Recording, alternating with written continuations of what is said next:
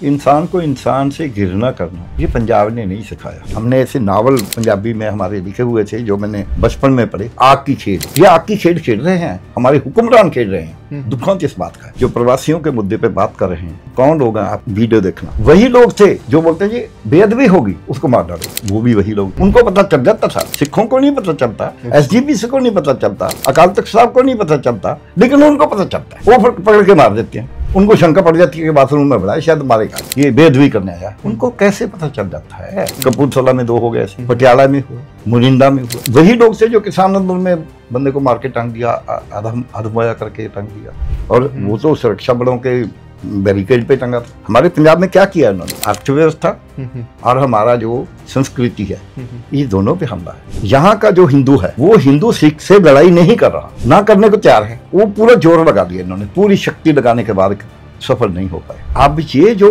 प्रवासी हैं, इनका तो पंजाब के जो संस्कृति है उससे कोई लेना देना नहीं है, इसलिए ये इनकी गिनती बढ़ाई जा रही है। दूसरा, बिहार की चोन जितनी, मैं आज बोल रहा हूँ कि जिस दिन बिहार का चुनाव हो गया, अगर जो राज करने वाले हैं जीत गए तो यहाँ खत्म हो जाएगा। अगर वो हार गए और बढ़ेगा, क्योंकि बिहारियों को बताना है कि आपको हम ही बचा सकते हैं। जब किसान कुछ बोलते हैं ये तो खालिस्तानी है, जब मेरे जैसा कोई बोलता है ये तो अर्बन नक्सल है, इसको तो पाकिस्तान चला जाना चाहिए, सिखों को जाने नहीं दिया। कौन सा वहाँ कभी आज तक कोई हमला हुआ हो उनका जो जैसा वहां जाता पाकिस्तान, तो बता दें। चाइना की डोर नहीं खरीदने देते, लेकिन कैलाश पे तो जा सकते हैं लोग। पंजाब रजिस्ट करता है तो उसको तोड़ने का तरीका है, ये मनुस्मृति पढ़ी है।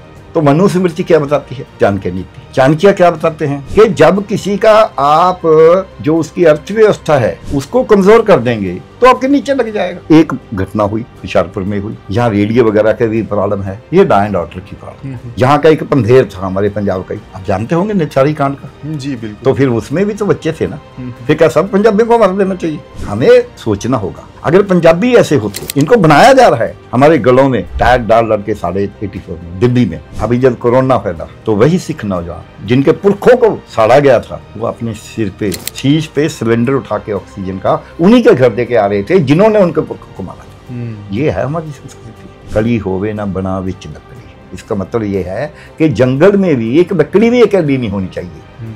सो इसलिए हम तो इंसान का दारू है। ठीक कुदरत में जो ये वन्यसुवनता विभिन्नता है जी, उसको हम इंसान जो है कुदरत के विपरीत जाके नहीं हमें करना चाहिए। नमस्कार, वन इंडिया में आपका स्वागत है। मैं हूं केशव कर्ण और आज हम बात कर रहे हैं जिनके साथ वो हैं doctor Pyarelal Garg. Doctor Pyarelal Garg one of the finest medicos हैं, एक भाषा वैज्ञानिक हैं, एक सामाजिक कार्यकर्ता हैं, और इनके बारे में जितना भी विशेषण लगाया जाए वो कम ही पड़ेगा। सबसे बड़ी बात, ये गुरुवाणी के भी एक अच्छे अध्येता हैं। डॉक्टर साहब, वन इंडिया में आपका स्वागत है। नमस्कार जी, धन्यवाद। डॉक्टर साहब, आपसे हम लोग कुछ मसले पर बात करेंगे। आजकल पंजाब में भी प्रीवैलेंट है और प्रवासी मजदूरों का मामला है। भाषा विवाद न केवल पंजाब में बल्कि देश के दूसरे हिस्सों में भी, और फिर ये जो माइग्रेंट लेबर्स होते हैं वो लोकल पॉलिटिक्स को कैसे इम्पैक्ट करते हैं। इन तमाम मुद्दों पर आज की बातचीत में हम आपका पक्ष जानना चाहेंगे। सबसे पहले शुरुआत इन प्रवासी मजदूरों से ही करते हैं। आप एक सामाजिक कार्यकर्ता भी हैं, आपने काफ़ी योगदान दिया है इस समाज की सेवा में। तो ये जो पूरा विवाद है किसी एक व्यक्ति की वजह से शुरू हुआ और ये एक मुहिम का रूप लेता जा रहा है, और लोगों की राय है कि ऐसे इन कारणों से प्रवासी मजदूरों को पंजाब छोड़ के चले जाना चाहिए या उन्हें पंजाब से भगा देना चाहिए। ये मामला क्या है, क्यों ये बवंडर मचा हुआ है और ये कैसे शांत होगा? देखिए, इंसान को इंसान से घृणा करना ये पंजाब ने नहीं सिखाया।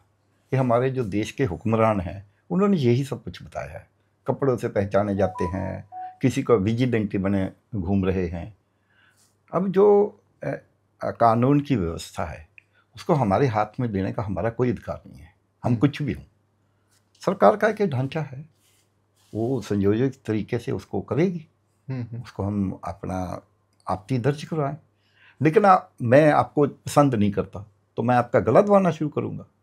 एक ट्रक वाला किसी का एक्सीडेंट कर देता है तो क्या हम सब ट्रक वालों को मार देंगे? लेकिन एक हो क्यों रहा है, कावड़ी आ रहे थे, सड़क पे आ रहे हैं, हमारा जी खंडित कर दिया, बसें तोड़ दी, ट्रक तोड़ दिए, लोगों की गाड़ियां तोड़ दी, ढाबे साड़ दी। उसका कौन जिम्मेवार है? किसी ने बोला उनको कुछ? हमने उन्माद पैदा किया है देश में। मैं उस फेज से आया हूं जहां ऐसा उन्माद हमने कभी नहीं देखा था। हमने ऐसे नावल पंजाबी में हमारे लिखे हुए थे जो मैंने बचपन में पढ़े। आग की खेल, ये आग की खेल खेल रहे हैं, हमारे हुक्मरान खेल रहे हैं। दुखों इस बात का है, कोई धर्म नेता कभी कभी खेलता है, कोई बेवकूफ खेलता है, लेकिन सरकार नहीं खेलती। अब सरकार खेल रही है। मणिपुर में क्या हो रहा है? क्या हम उससे अभिज्ञ? दूसरा, ये कर कौन रहा है? जब यहाँ जो प्रवासियों के मुद्दे पे बात कर रहे हैं, कौन लोग हैं? आप वीडियो देखना, वही लोग थे जो बोलते हैं ये बेअदबी होगी, उसको मार डालो। वो भी वही लोग थे। उनको पता चल जाता था। सिखों को नहीं पता चलता, एसजीपीसी को नहीं पता चलता, अकाल तख्त साहब को नहीं पता चलता, लेकिन उनको पता चलता है। वो पकड़ के मार देते हैं। उनको शंका पड़ जाती है कि बाथरूम में बड़ा शायद मारेगा, ये बेअदबी करने आया है। उनको कैसे पता चल जाता है? कपूरथला में 2 हो गए ऐसे, पटियाला में हुआ, मुरिंडा में हुआ। सो वही लोग थे जो किसान आंदोलन में बंदे को मार के टांग दिया, अधमोया करके टांग दिया। और वो तो सुरक्षा बलों के बैरिकेड पे टंगा था। सुरक्षा बल तब क्या करते थे? बाद में पता चला वो तो खाना खा रहा था देश के कृषि मंत्री के साथ। तो ये बातें हमें देखनी होगी कि ये उन्माद जो पैदा किया है, जो धर्म के नाम पे हमने घिरना, हमारे पंजाब में क्या किया इन्होंने? हमारी अर्थव्यवस्था और हमारा जो संस्कृति है, ये दोनों पे हमला है। यहाँ का जो हिंदू है पंजाब का, वो हिंदू सिख से लड़ाई नहीं कर रहा, ना करने को तैयार है, ना सिख हिंदू से करने को तैयार है। कभी कभी तो 2 भाइयों की भी हो जाती है। वो पूरा जोर लगा दिया इन्होंने, पूरी शक्ति लगाने के बाद सफल नहीं हो पाए कि 18.53% वोट मिली है धर्म के नाम पे। तो अब ये जो प्रवासी हैं जी, इनका तो पंजाब के जो संस्कृति है उससे कोई लेना देना नहीं है। दूसरा, ये तो अपना लाठी बिठाने के तैयार रहते हैं।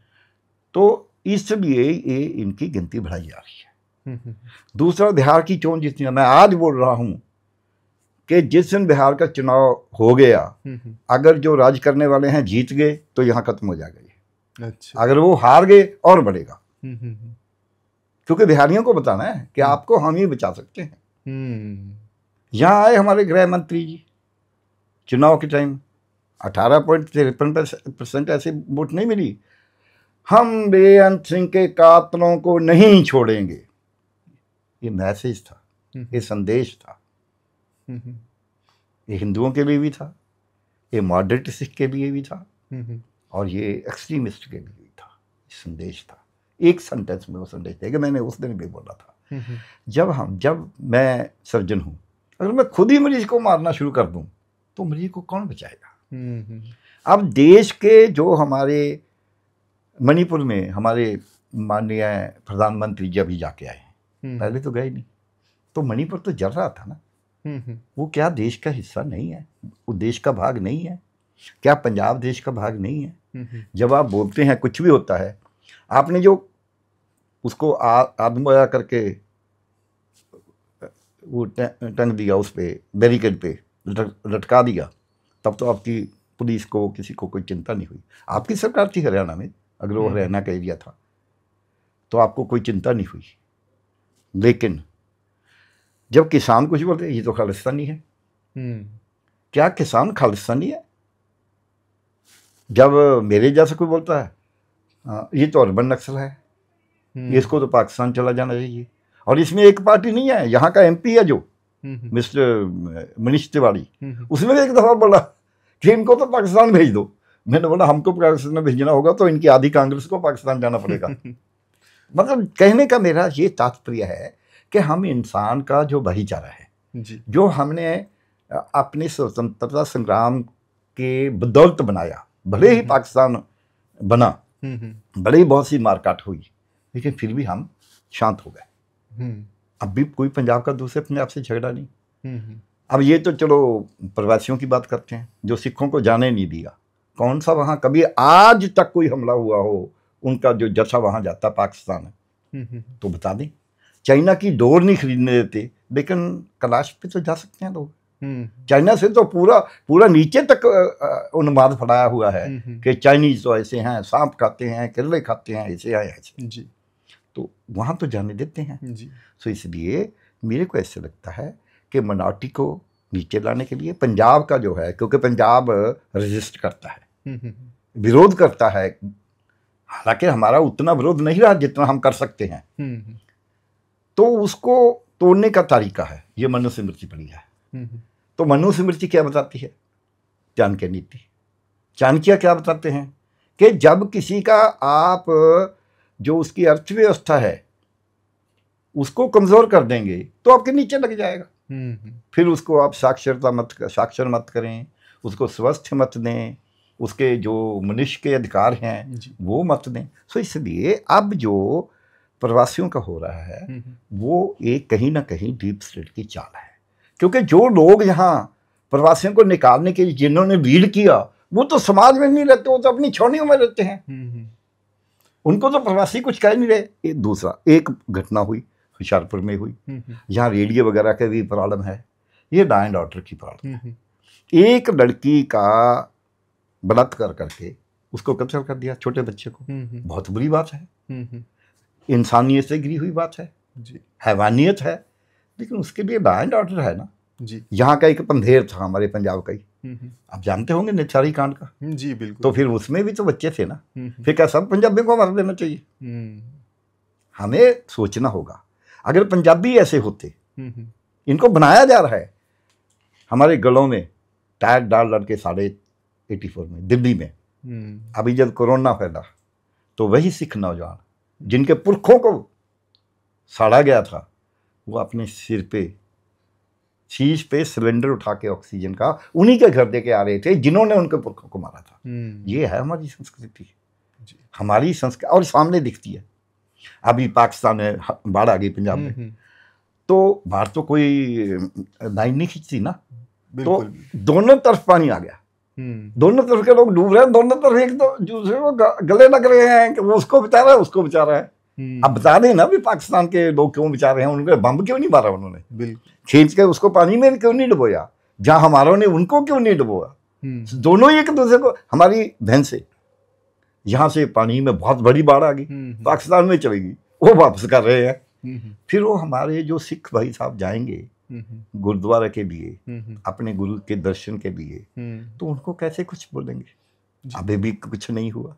तो इसलिए मेरे को ऐसे लगता है कि हमारी जो राज्य की व्यवस्था है उसमें कहीं ना कहीं उसके मन में कोई ऐसी बातें हैं, भ्रांतियां हैं कि शायद हम लोगों को बांट के राज करेंगे, लोगों को, और धरती को एक रख लेंगे। जब एक लाइन में बात खत्म करता हूँ, फिर आप बात करना जी जी। जब आप लोगों को उनको बांट देंगे, उनके दिलों में दरार पैदा कर देंगे, तो देश एक नहीं रहेगा। कोई दो भाई बिजनेस करते हो, उनका झगड़ा हो जाए, शंका हो जाए एक दूसरे पे, ये उठा लेगा पैसा, ये उठा लेगा, उनको अलग होना ही पड़ेगा। मियाँ बीवी का झगड़ा हो जाए तो उनको तलाक देना ही पड़ेगा, अगर शंका ही होगी कि मेरे पास साथ ये सत्य से बेहतरीन है जब मेरे घर वाला कहीं जाता है जी। सो कहीं भी इसी तरह देश है, हम तो प्रेम से रह सकते हैं ना जी। प्रेम की जगह पे घिरना जो है ये मनुष्य का काम नहीं है। हमारे पंजाबी में एक अखान है, कली होवे ना बना विच लकड़ी। इसका मतलब ये है कि जंगल में भी एक लकड़ी भी अकेली नहीं होनी चाहिए। सो इसलिए हम तो इंसान का दारू है, हम किसी धर्म का, किसी जाति का, अपना अपना धर्म है, अपनी अपनी जाति है। भारत में अगर आप देखेंगे दुनिया से सबसे ज़्यादा आदिवासियों को छोड़ के, जो आदिवासी पूरे मुल्क है, लिंग्विस्टिक डाइवर्सिटी सबसे ज़्यादा है, बिल्कुल कल्चरल डाइवर्सिटी सबसे ज़्यादा है। इतनी डाइवर्सिटी कैसे रह रही है? वो कोई आज की तो है नहीं, ये तो 5000 साल से रह रही है, बढ़ती घटती रही है। तो अगर इतनी डाइवर्सिटी में हम चाहेंगे नहीं हम तो एक ही बनाएंगे, एक तो आपके शहर को एक रंग कर दो ना, वो भी नहीं चलता। तो इसलिए हमें ये सोचना होगा कि हमारे देश में तरह तरह के लोग हैं, इसमें तरह तरह के फूल हैं, और हर एक का अपना एक रंग है, और दूसरे रंग को लेकिन रोकता नहीं वो, उसी क्यारी में, उसी बेड में वो लगा हुआ है। और सबका अपना अपना रंग है, और कुदरत ने भी ऐसा ही किया। कुदरत में हम फूल भेज देते हैं क्यारी में, 10 तरह के फूल होते हैं, 10 तरह का अपना अपना रंग लगता है। क्यारी एक ही होती है, धूप भी एक ही होती है, पानी भी, जल भी एक ही होता है, खाद भी हम एक ही डालते हैं, लेकिन फूलों का रंग तो जुदा जुदा रहता है, पत्तियों का रंग तो जुदा जुदा, पत्तियों का आकार तो जुदा जुदा रहता है, पौधों का आकार तो जुदा जुदा रहता है। ये कुदरत में जो ये वन्यसुवनता, विभिन्नता है, उसको हम इंसान जो है कुदरत के विपरीत जाके नहीं हमें करना नहीं कर सकते। बिल्कुल, हमें हमारी प्लुरलिटी को सेलिब्रेट करना चाहिए। हमें बचपन से ये सिखाया जाता है, अनेकता में एकता, विविधता में एकता भारत की खूबसूरती है, और हमें इस भारत की इस खूबसूरती को बनाए रखना चाहिए। डॉक्टर साहब, आपने जो बताया, बहुत सारी बातें आपने इसमें इस तरह से रखी है कि हमारे दर्शकों को ये ज़रूर पसंद आएगी और उनका ज्ञान भी बढ़ेगा। आपने कहा कि ये प्रवासियों का मुद्दा जो है बिहार की चुनाव की वजह से गर्म है, और शायद कहीं न कहीं आपका इशारा जो मरकजी सियासी ताकत है उनकी तरफ है, जो अभी केंद्र में सत्तासीन है, मैं बोल रहा हूँ, और बिहार में भी वो अपनी जगह सीमेंट करने के लिए पूरा एड़ी चोटी का जोर लगा रहे हैं। शायद वो संदेश देना चाहते हैं इन प्रवासी मजदूरों के माध्यम से बैक होम उनके घर में जो लोग रह रहे हैं कि हम ही तुम्हें बचाने वाले हैं। लेकिन फिर एक सवाल उभरता है कि यहाँ के जो रहनुमा हैं, यहाँ पर जो सरकार है, वो कैसे इसकी शिकार बन जाती है, वो क्यों इस उन्माद में शामिल हो जाती है? मैं बताता हूँ, उसमें भी बड़ी बात है। ये जो सरकार है, ये बातें तो वही करती है वो करते हैं, काम भी वही करती है जो वो करते हैं। इनका आपस में बहुत बड़ा झगड़ा है। जो इनके दिल्ली वाले हैं और ये जो इनके यहाँ हैं, इनके 95 का कोई मीनिंग नहीं, जितने ज़्यादा है उतने झगड़े ज़्यादा है। सो इसलिए ये कभी अमित शाह जी से भी मिलते हैं, इधर भी मिलते हैं, इसीलिए इनको मालूम ही नहीं होता हमारा क्या होता। हम बोलते हैं इनका हाल ये हो गया, शाम के मुंह में कोड़ गिर दी, खाए तो कोड़ी, छोड़े तो कलंकी। अब क्या करेंगे? आए अनुसार एक अपने मंत्रीगण को निकाल दिया कि ये इसने तो पैसा लिया है, अब तक उसको कोई सामने नहीं आया। यही बात मोदी जी करते हैं, जिसको बोलते हैं ये तो, इसको तो हम छोड़ेंगे नहीं, ये तो 65,000 करोड़ का आ गया, हम तो इसके निकालेंगे, लेकिन वो उनके पास चला जाता है, फिर साफ हो जाता है। ऐसा ही बिहार में क्या हो रहा है, हमारा तो चुनाव योग भी उनके साथ मिलता जा रहा है। आप एक पार्टी की बात मत सोचिए, यहाँ की पार्टी, वो पार्टी कोई पार्टी छोड़ो काम कर रही है, ना तो उनका तजुर्बा, ना उन्होंने देश की एकता से कुछ लिया हो, ना ही उन्होंने स्वतंत्रता संग्राम में कुछ किया हो, ना उन्होंने कभी अपने जीवन में इतने बड़े काम किए हों जिससे लगे कहीं त्याग है। देखिए भाई साहब, हमारा देश बाकी दुनिया में जो भी हो, हमारा देश एक बात पे चलता है, और दुनिया में बड़े विद्वान भी उसी बात पे हैं कि जब तक इंसान त्याग नहीं करता, कहीं लोभ लालच में फंस के रहेगा, काम, क्रोध, लोभ, मोह, अहंकार, सबसे ज्यादा इसको हम रोकते हैं। कैसा नहीं है, इस पे कुंडा लगाना जरूरी है। ये 5 जो विकार हैं, इसी से संसार चलता है, लेकिन इसको कंट्रोल में रखना है। सो नियंत्रण में रखने के लिए कुदरत ने एक प्रक्रिया बनाई है, हमारे अंदर एंडोक्राइन ग्लैंड्स हैं, मैं डॉक्टर हूँ इसलिए जानता हूँ, वो उसको रोकती है, लेकिन कभी वो बाहर जाता है तो फिर हमारा मन रोकता है। सो उसको तो हम भूल गए कि हमने इनको बस में रखना है। अब तो हम, मेरे को कहने में थोड़ा मुश्किल लगता है, लेकिन कह रहा हूँ, हम बिकाऊ बनते जा रहे हैं। आप बोलिए गुरु नानक देव कि कहाँ पढ़े थे जाके, उन्होंने कौन से ऐसे 10 लाख का कोट डाला हो, वो कौन से 8,000 करोड़ के हवाई जहाज में चले थे, उन्होंने कौन सा जो बिल्डिंग सा मिट्टी में मिला दिया और दोबारा नया बनाया, उनको तो जमीन दे दी उन्होंने वो भी नहीं ली हुई। इसलिए सिखों में ऐसा है कि एक कुर्बानी की है, इसीलिए सिख इतने आगे बढ़े हुए हैं। हमारी भी कुर्बानी होती थी। अब देखिए दुनिया में एक, जैसे ये पढ़ी है भागवत पुराण, तो भागवत पुराण में कृष्ण जी ने जो आज अवस्था जो आपने पूछा है इनके बारे, पंजाब की सरकार, दिल्ली की सरकार भी ऐसी हुई है, तो कृष्ण जी से पूछा गया कि देखिए हमारा धर्म तो ये बोलता है कि राजा तो भगवान का रूप होता है, उसी का दूत है, उसको तो हम कुछ नहीं कह सकते, उसका दूत है, जो फैसला करेगा काम होना है, लेकिन आपने तो कंस को वध किया, क्यों किया? तो कृष्ण जी बोलते हैं, ये 10 स्कंद बोलते हैं हम उसको, चैप्टर जन के। अच्छा। तो कृष्ण जी बोलते हैं देखिए तब धरती कंपने लग गई थी, अब भी ये हमारी पंजाब की धरती कंप रही, तो कंपनी लगी थी, कंपनी तब लगी कि उसमें पापों का जो भार था वो बढ़ गया था। पापों का भार बढ़ जाने के लिए धरती अब कंपन हो रही है, धरती तो डूब जाएगी, धरती को तो बचाना है। तो वो तो क्रिश्चियन थे, तो उन्होंने बोला उसको बचाने के लिए पाप का भार को मुक्त करना होगा, लेकिन पाप जो करने वाला उसके कारण हो। पाप करना, चोरियां, ठगियां, डाके, उधारे, कत्ल जो हो रहा है, जो ये होशियारपुर की आप बात बताई है, वो राजा का राज अच्छा नहीं था, इसके कारण हो रहा था। तो उसको पाप को खत्म करने के लिए राजा को खत्म होना जरूरी था। वो फिजिकली खत्म होता है, तख्त से खत्म होता है, नीचे गिरता है, वो दूसरी बात है। लेकिन जो राज्य व्यवस्था है, मैं इस पे ला रहा हूँ, जब तक वो न्यायपूर्ण नहीं होगी, जब तक वो एवी वही करते हैं, जो इनके हैं वो सब ठीक हैं, दूसरों पे केस बनाते हैं,